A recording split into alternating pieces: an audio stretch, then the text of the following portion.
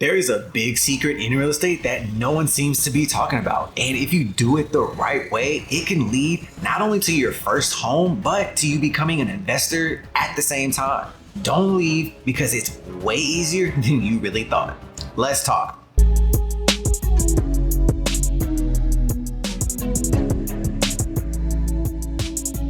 Everyone from Graham Stephan to Thatch Nugent seem to be talking about either how to buy your first home or how to buy your first investment property, but no one seems to be telling you how to actually connect the two. And no one seems to be telling you that there's actually a way to go from one to the other super easy. It's either you have money for your personal home and you do that, or you have money for an investment and you do that. But how can you do both? And why not do both at the exact same time? Without wasting any more of your time, let's get right into it and tell you what I'm talking about. The biggest problem that most people are facing right now when it comes to buying an investment property is the down payment. You're going to be forced to put 20 to 25% down to buy any property that's considered a turnkey or a property that's completely ready to go. But 20 to 25% is a huge ask of you and anyone. The average person just simply can't afford to put $50,000, $60,000, $70,000 down. Most people don't even make that in a year. Most people are fine with just purchasing their first home and being satisfied with that, right? But what if I told you that there was a way to not only get your very first home and property, but at the exact same time, you can turn it into an investment property and have someone help you pay for that mortgage? In order to give this secret to you, there are 3 hugely important questions that we have to answer so you know what to do. 3 questions that we're going to answer is, what is an FHA loan?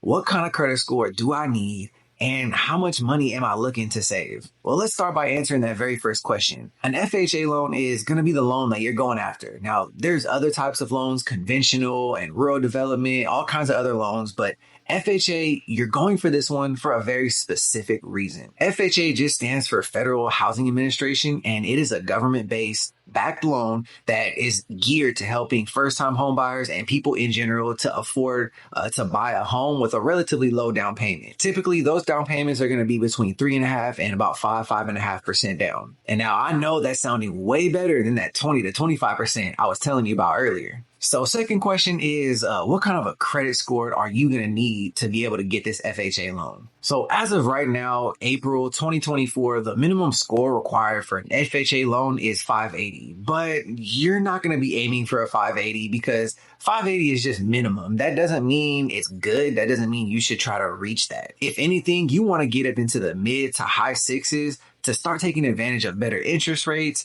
There's going to be a lot less fees and penalties for you, the home buyer. And the final question is, how much money do you realistically need to save? Now, this is going to vary from state to state, region by region, because the home prices are so drastically different in your state. But if you want to know the average home price in your state, I ranked all 50 states. I'll put that link down in the description below so you can get an idea of how much a home is going to cost in your state. But for sake of argument, for this example, let's just use the average home price in America right now. So based on some average calculations, the average home price is around $412,000 right now in the US. So if you're looking at a 3.5% down payment, you're looking a little over $14,000, which I know is going to sound a lot better than that $50,000 to $70,000 I told you about earlier. So now that you are armed with this info, let's figure out exactly how to buy your first home and your first investment property at the same time. So this is exactly where that FHA loan comes into factor. So the requirements for an FHA loan is 3.5% down, a minimum credit score of 580, but you're aiming for higher.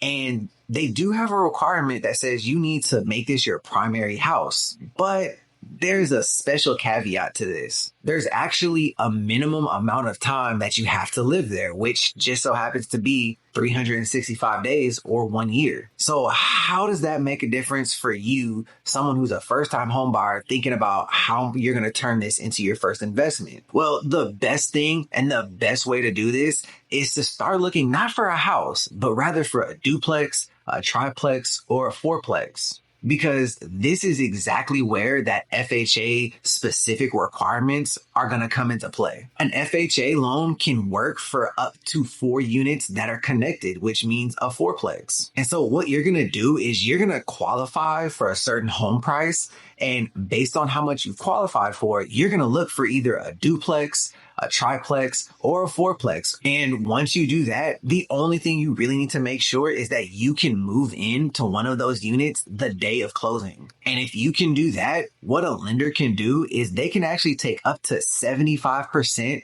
of the rents that are being brought in from the other, 1, 2, or 3 units, depending on what you get.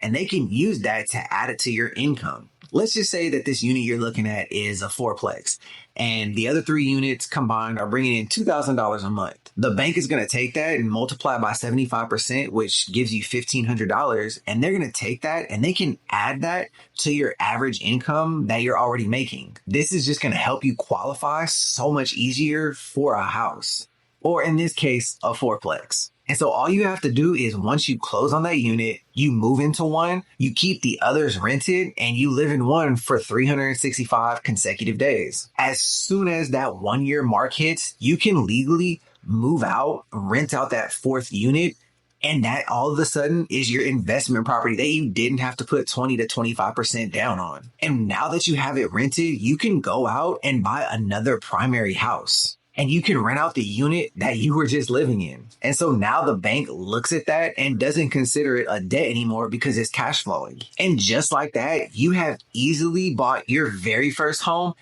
and an investment property at the exact same time. I told you it is not that hard. Now, there is one more thing that you really need to know. You need to actually know how to pick out a property the correct way. And you have to make sure that it's the right one for you, that it'll cash flow, it's in a good location, good area. But how do you do all of that? Well, luckily for you, I made a video where I talk all about that, how to pick your very first property. Go ahead and click on this video right here to learn how you can pick your very first investment property.